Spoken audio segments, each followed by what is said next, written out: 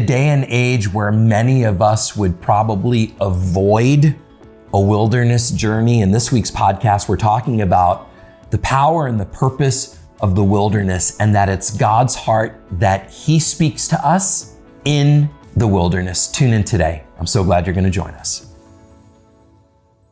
Welcome to another Portions podcast. What an amazing accomplishment that the Lord has allowed for us to get through Genesis, Exodus, Leviticus, and today, our first podcast in the book of Numbers. Yes, and I couldn't do it without my co-host, the great, the honorable Nathan.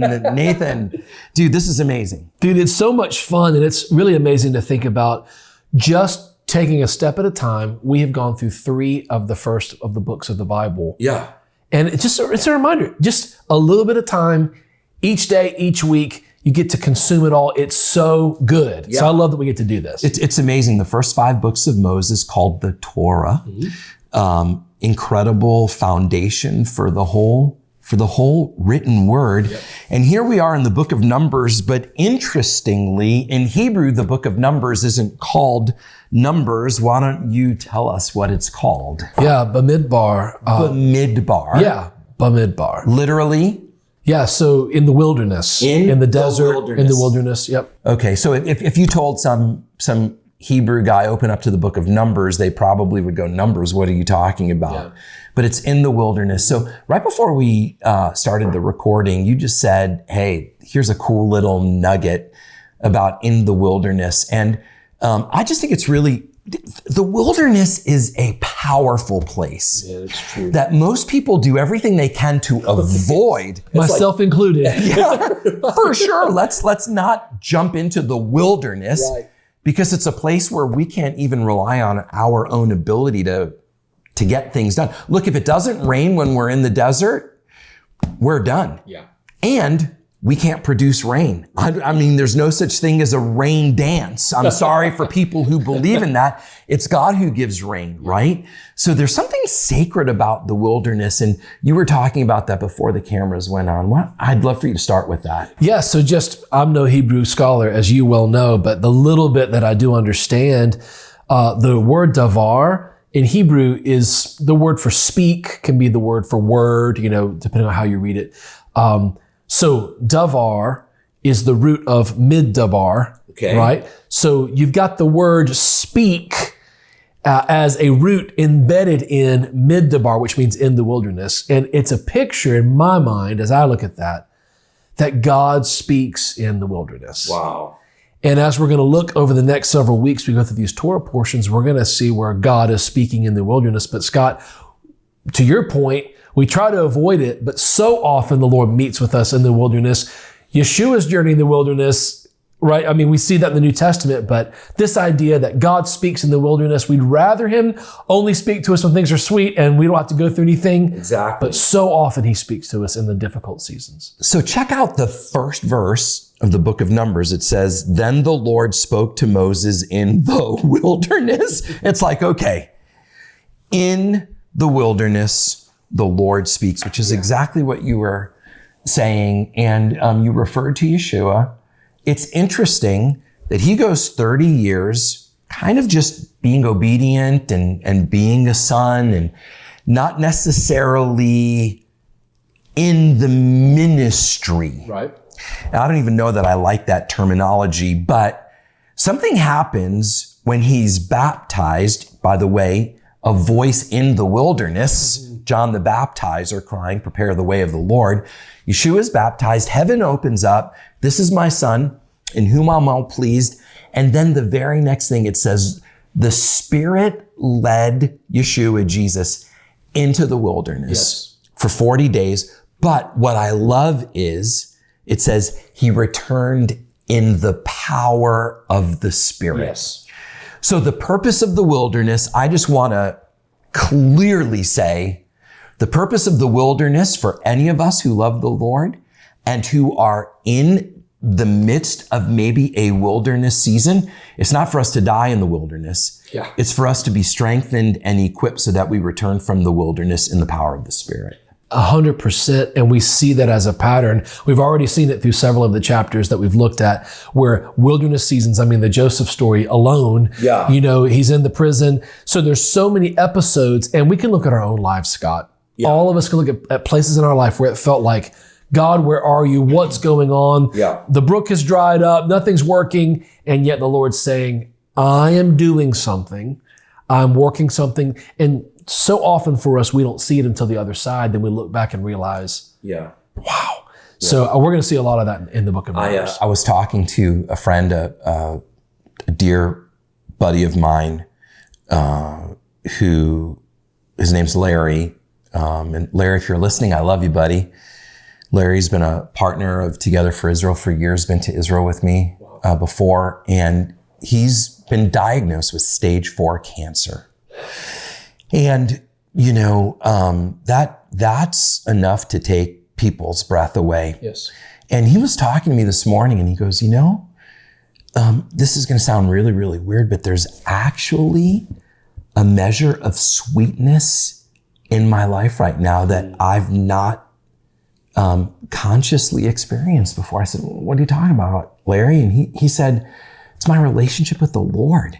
It's like, because there's nothing right now that I can do except trust him. He's my life. Wow. And I said, dude, we're going to be talking about the wilderness today. And I said, do you care if I say something about this? And he said, no, by all means. So if you're watching and listening, would you pray for my friend Larry? Yeah.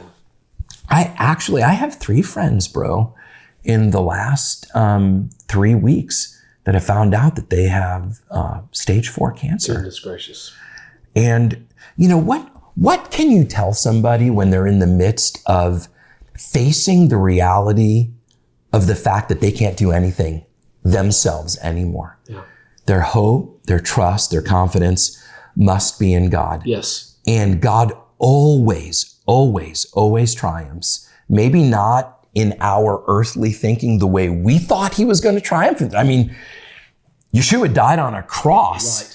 And everybody who thought he was going to, save himself from that, I remember, this is a stupid analogy, but it just came into my mind. I remember watching a movie that I'm not necessarily recommending, but this movie it's called Braveheart. Mm-hmm. And gosh, I was a young guy when I was watching it the first time, and they have him down, and he would escape all the time. And I'm like, that dude's going to escape, man. He's going to get out. No, it ended.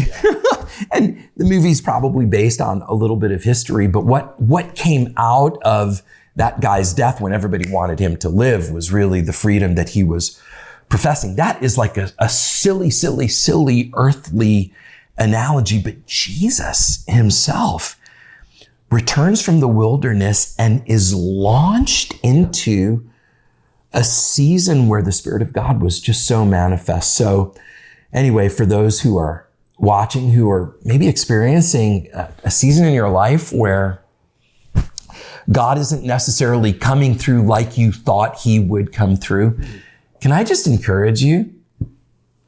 The Lord spoke to Moses in the wilderness. Cry out to God. Ask him, Lord, speak to me.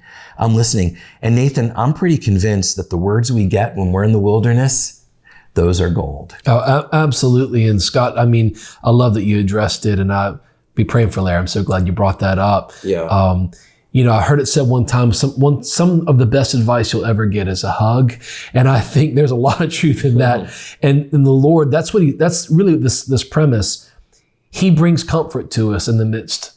And we don't have to have it all sorted or figured out, but he does bring comfort. Yeah. And that's what makes it gold. That's why it's so precious. Yeah. We go through things and we're refined in it. But, in the book of Numbers, we've got the Hebrew children.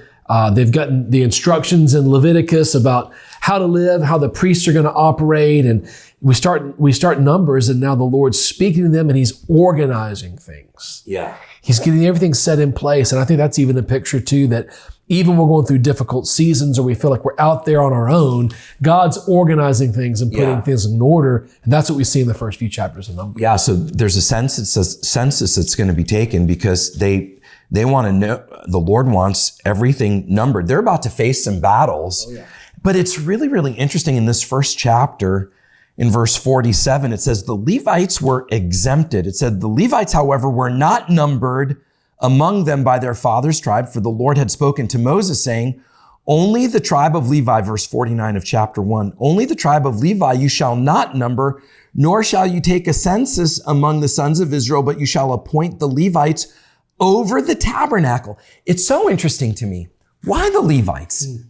Well, there were 12 tribes. Yep. Why the tribe of the Levites? And I was reminded back in Exodus 32, after the issue of the golden calf, when all of the Israelites were going after idolatry, listen to what Moses says. Verse 25 of Exodus 32, it says, now Moses saw the people were out of control, for Aaron had let them get out of control. Verse 26, then Moses stood at the gate of the camp and said, whoever is for the Lord, come to me. Yeah. And all the sons of Levi gathered together to him. It was like, okay, so here we are in Exodus 32. The Levites said, we're going after God. So now, fast forward, the Levites now are not numbered among the men who are going to fight. Yep. They are numbered among the ones who are going to keep the tabernacle. So in Exodus 32, the Levites separate themselves. Now in Numbers chapter 1, the Lord separates the Levites. I really believe that God is looking for men and women today who are willing to say, look, I'm not going with the crowd. Right. And we are living in such a crazy time, even in the church world, where so many people are jumping on social media and just kind of saying this and doing this. They're part of the crowd. I'm telling you, the Lord is looking for people who are going to say, I'm not going this way because everybody's going this way. Right. I'm going this way because this is where the Lord is. Think about, too, it's kind of a funny aside, but think about, what did Levi think of on that day in Exodus when all the sons of Levi, right? I mean, just think kind of prophetically, but all of his children say, we will stand with the Lord. Yeah. And not only would that be from a father's heart, I mean, just the power of that moment, but how about our Father? He never forgot that. We're in the book of Numbers now. He never forgot it. And he says, as a matter of fact, I am setting you aside because you stood with me. Then you get to stay with me. I love it. Right? You stood with me, you stay with me. And they are the ones that keep the tabernacle. I mean, how powerful is that? So amazing. And for us, a reminder, when we stand with the Lord, when we refuse to go with the crowd, when we make our stand, the Lord sees and he does not forget. Yeah, he does not forget. And he says, if you'll stand with me, you can stay with me. And I love that. When you stand, say that again. Stand. When you stand with me, you can stay with me. I love it, bro. Yeah. I love it. So that's basically Numbers 1. Yep. Then in Numbers 2, the Lord spoke to Moses, and it's all about arranging the camps. It's like, where are you going to sleep? Right. And it's really, really interesting because God's presence is central to this. The tabernacle, the Mishkan, was placed, and then 3 of each tribe would stay on the north, the south, the east, and the west. And so God, it's almost like he placed his people around the place where he desired to meet with them. Yeah. I'm just going to say this. It just came to my mind, but I think this is what he wants with church. It's like, think about this. I don't mind that people might drive an hour to go to a church, but when we look at the Bible, like when we go to Israel together and we go to Capernaum, in this ancient city, there was the place of meeting, the synagogue, and all of the houses were built around the synagogue because that was central. It was central in everyone's lives. It's like, okay, our camp is around the place where God said he wants to meet with us. And it just, like, as I think about it, I actually wrote in my my Bible here. I don't know if you guys can see that, but I put like God's presence, and then the 12 tribes were around it. What if we lived that way? What if we determined now that we're going to live in a place where we are fellowshipping with those who are standing with the Lord? And church wasn't necessarily a meeting that you went to once a week, but it was a lifestyle. It was residence around the presence of God. I don't know. That just popped out to me. I don't know that I've ever thought of it before, but I turn it over to you to take that and either say, wow, Scott, that's like an amazing revelation. What do you think? Well, it makes me think of some of the things we were talking about earlier, even before we began this episode. You know, when Yeshua appointed the disciples, when he appointed the 12 apostles, right? It's Mark chapter 3, verse 14. I'm just going to read it quickly. It says, he appointed the 12 that they might be with him and that he might send them out to preach. That's in the NIV. He appointed the 12 that they might be with him. And Scott, to me, that is everything of what you're saying. And it's the picture of what we're seeing in the book of Numbers. The appointment wasn't to do great works. The appointment, not that you wouldn't do great works. The appointment was to be with him. Wow. And that is what we're seeing here in the wilderness. God is saying, he didn't say, all right, y'all go find a spot. He says, come close. Wow. Gather around. Matter of fact, don't just gather around. Let me organize it so that it's safe, it's manageable, because God cares. This is our Father. Yeah. And I think he's also looking, kind of to our point to the Levites, and he wants to look, who wants to be close? Yeah. Who wants to be close? Yeah. And the truth is, he wants to be close. He wants to see that we want to be close. Yeah. And when we are, man, we only benefit. We only benefit. And so it's a principle. This is who our Father is. And we see it throughout not only this portion of the book of Numbers, but throughout both the Old and New Testaments. Yeah, I think it's amazing. I just got back from Nashville. One of my boys, Joe, was on tour. So his wife, Jess, was home with 2 kids, so Beth and I and Liv. We just went out there. Love it. And actually, my other daughter, Elisa's husband, was on tour also. So Elisa and her 3 kids. So all of us just drove out to Nashville together so that we could help with the kids. But do you know what's really cool? I ran into people in Nashville, and this is what they told me. They said, your kids are incredible. Like, we know you're incredible parents because of your kids. Now, I obviously, that's a hard thing to hear. You want to deflect that because I know the Lord gave us great grace in raising our kids, but I can't think of a higher compliment than for people to say, your kids are amazing. And then come to us and say, can you give us some parenting advice? Or and I don't know. I almost feel funny in saying that because it sounds like I'm boasting, but I'm really not. What I'm saying is there's no greater joy as a father than to know that my kids are reflecting my values and my desires, so much so that it's causing others to maybe not jealously in the wrong sense of the word, but they want to be around us. They're inspired. Exactly. And that is this. Yes. God didn't choose Israel so that Israel alone would have fellowship with him. God chose Israel that they would be a light to the nations so that others would see the light and then come in and be drawn into a relationship with the Lord. That's amazing. And it's all centered around the presence of God. We've just got a minute, dude. Close us out, bro.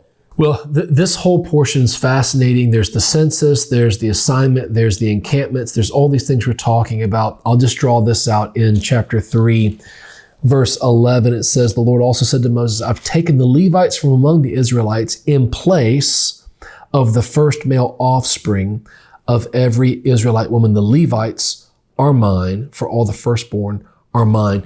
And what we see is, whereas before God asked the firstborn of each family to be dedicated to him, he says now the Levites are that portion. I'm taking them, which sounds amazing if you're a Levite, and it sounds amazing if you're Levi. Right. But what was happening as well is the design was for every family to have a representation of being, and that's God's heart, that every family would have the first fruits, the best of their strength dedicated to Him, so that people would do the very thing you're talking about. They would look to us and say, what a reflection of our Father's values, of our Father's heart. And we've got a lot of fun things in front of us in the book of Numbers. I'm excited about these portions. Yeah, I'm excited. I'm excited too, dude. And it's always so great doing it with you. I look forward to this every week. Yep. And I'm so thankful that you joined us today. We're in Numbers 4 next week. It's going to be a great podcast. I want to encourage you to tune in and listen. If these portions, whether you're watching or just listening on our podcast app, if these are blessing you, can I just encourage you? Share them with other people. You know, we just, not that this is any great accomplishment, but we just crossed 1,000 subscribers on our Together for Israel channel. If you haven't subscribed, I just want to encourage you, just hit the subscribe button, because then you'll be getting these regularly as soon as they come out. And it's our joy. Well, our pleasure doesn't come in knowing we've got 1 subscriber or 10 million subscribers.